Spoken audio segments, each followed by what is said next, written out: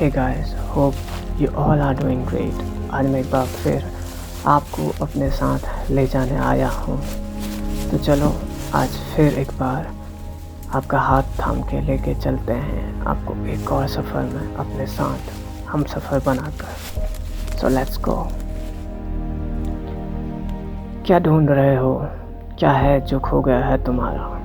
क्या था तुम्हारे पास तुम्हारा जो अब नहीं है? क्या तुम सोच रहे हो कि तुम भटक गए हो, या फिर किसी ने अभी ताज़ा ये एहसास करवाया है कि तुम भटक गए हो? हम सब अंधे हैं मेरे दोस्त, सब पैदा हुए थे खाली दिमाग और कोरे कागज़ के साथ। बस फिर कुछ अंधे जो दुनिया में पहले पैदा हुए थे, उन्हें ज़रूरत महसूस हुई इस दुनिया को एक नज़रिया देने की, और उन्होंने कुछ बाकी अंधों को यकीन दिलाया कि वो देख सकते हैं। और बस फिर सब लग गए इस दुनिया को उनके नज़रिए के हिसाब से ढालने में।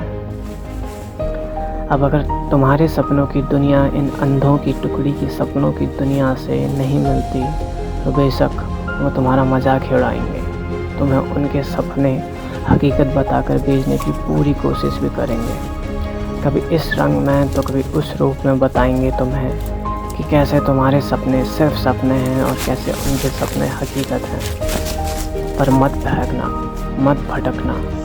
तुम्हारे सपने भले ही उनके सपनों के सामने तुम्हें कुछ ना लगे, और एक पल को तुम राज़ी भी हो जाओ अपने सपनों में छोड़कर उनके सपने जीने के लिए, पर ये सौदा नाजायज़ है, धोखा है, साफ शब्दों में बेईमानी है तुम्हारी खुद के साथ। और खुद से चोरी नहीं की जाती मेरे दोस्त, ना खुद से झूठ बोला जाता है।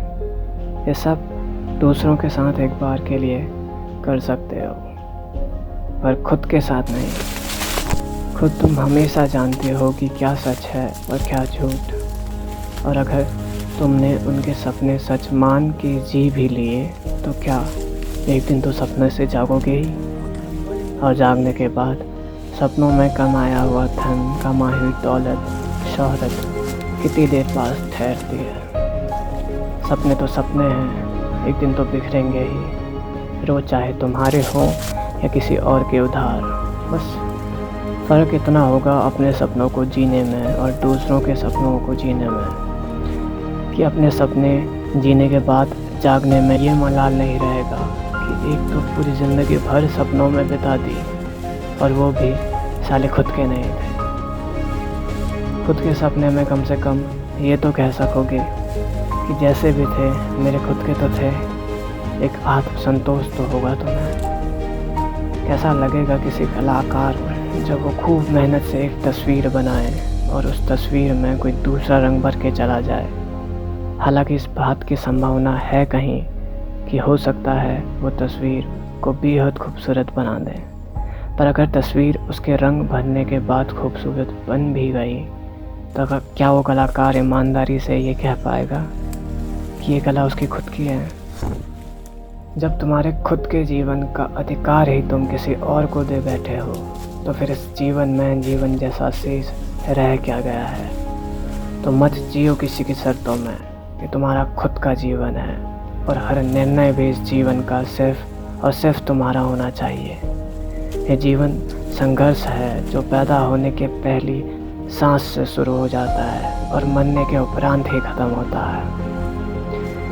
और संघर्ष जितना कठिनाइयों से भरा होगा, वो अपने साथ फल भी उतना ही सुंदर लेकर आएगा, ऐसा सूत्रों के द्वारा सुना गया है। जैसे हमारा इस बार का ये सफ़र, जिसकी हमें खुद को खबर नहीं थी, बस बस्ता बांधा, टेंट समेटा और चल दिए बेखबर। पर कुछ ऐसे लोग भी होते हैं जिन्हें शायद समझ आ जाता है कि इन खिलौनों के अलावा भी कहीं कुछ है इस दुनिया से परे। जो जितना बेचैन है इधर, उसकी तड़प उतनी गहरी है, और उतनी ही तीव्र इच्छा है उसकी अपने इन सवालों के जवाब पाने की। कभी महफिल में शामिल होकर भी तन्हा सा महसूस होता है, और कभी इन तन्हाइयों में महफिलों की रौनक फीकी नज़र आती है। बस चंद लम्हे भर है ये ज़िंदगी जो गुजर रही है और ख़त्म हो रही है। और एक दिन ख़त्म हो भी जाएगी, और ये भी नहीं पता ऐसा होगा कब। तो जितना भी तुम्हारे प्लान हैं वो कितना मतलब बनाते हैं जब तुम्हें पता ही नहीं कि जो प्लान तुम्हारा 10 साल बाद का है उस 10 साल तक की ज़िंदगी भी है कि नहीं।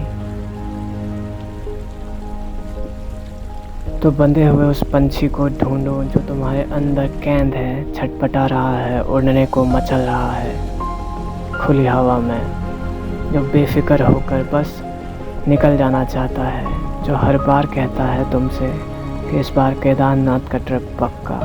सुनो उसकी, उसे अनसुना मत करो, मत घोटो उसका गला, क्योंकि कुछ के अंदर तो शायद उसे इस कदर दबा दिया गया है और इतने सालों से दबाया गया है कि वो अंदर ही कहीं खो गया है, और अब उसे वो तकलीफ़ भी नहीं हुआ करती जो पहले होती थी घुटन से। मानो घुटन को ही सांस बता दिया गया हो। अब भले ही बेड़ियाँ सोने की हो या लोहे की, बेड़ियाँ तो बेड़ियाँ हैं, वो तो बस तुम्हें बांधेगी, और इसके अलावा उनका कोई दूसरा प्रयोजन नहीं है। मैं कहता हूँ तोड़ दो और उतार के फेंक दो इन सोने की बेड़ियों को, तोड़ दो ये पिंजरा जो बस तुम्हें बताया गया है कि ये मौजूद है, क्योंकि हकीकत में इसका ना कोई अस्तित्व है और ना कोई औचित्य। ढूंढो उस पंछी को और जगाओ उसे, and let him fly, let him go wherever he wants to. जो मन में आए करो, बहती नदियों में गोते खाओ, पहाड़ियों से छलांगे मारो, हवा से बातें करो, चल पड़ो बिना सोचे समझे, बस चल पड़ो, पूरा जहान छा दो खुद के सुकून की तलाश में, और जहाँ सुकून मिले बस थम जाओ, ठहर जाओ, थाम लो उसे, निकल पड़ो बाइक का टैंक फुल करके, और जहाँ दिल इशारा करे मोड़ दो बाइक के स्टीयरिंग। इट्स योर लाइफ, तो चुनाव भी आपके खुद के ही होने चाहिए। बस चलते रहो, बढ़ते रहो इस सफ़र में, क्योंकि रुकना और ठहरने का नाम जीवन नहीं है मेरे दोस्त। करते रहो कुछ ना कुछ, क्योंकि कुछ ना करना भी कुछ करना ही है।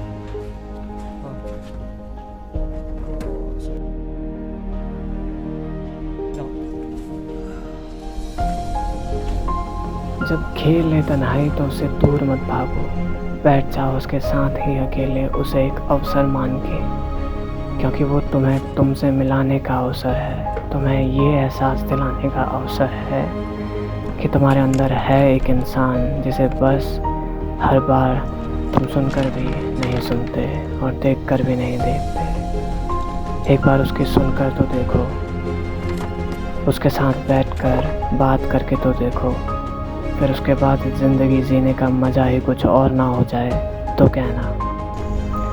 अब हमें ही देख लो, ना जाने कितनी दूर का सफ़र करके अनजान जंगलों से होकर इधर बैठे हैं और चेस खेल रहे हैं। कितने लोगों के लिए ये बात ही कितनी बेतुकी सी है, और कितने लोग तो ये सवाल भी पूछ लेते हैं, भाई मिलता क्या है ये सब कर कर। अब मैं उनके सवालों का कैसे जवाब दूँ, क्योंकि कैसे कोई किसी को सिर्फ अपने शब्दों से ये एहसास दिला सकता है कि कैसा लगता है जब बहता पानी तुम्हारे पैरों से होकर गुजरता है, कैसा लगता है बहते पानी पर अपने पाँव डुबाकर पत्थरों के ऊपर बैठकर पानी की आवाज़ को सुनते हुए चेस खेलना।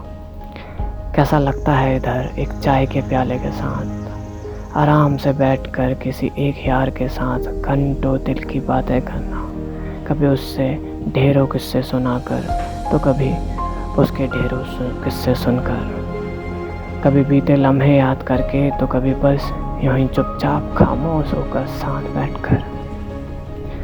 कैसा महसूस होता है पत्थरों को एक दूसरे के ऊपर चढ़ाकर मीनार बनाने में, और बस इन्हें एक दूसरे के ऊपर संतुलन बनाता हुआ देखकर।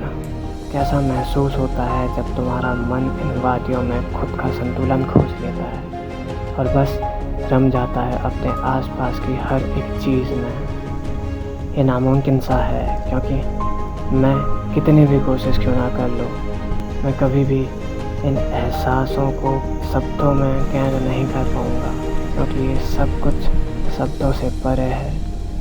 तो बस उन सभी के जवाब में मैं बस इतना कह देता हूँ कि पता नहीं क्या मिलता है, पर बस इस बात की खुशी है कि कुछ खोता नहीं है।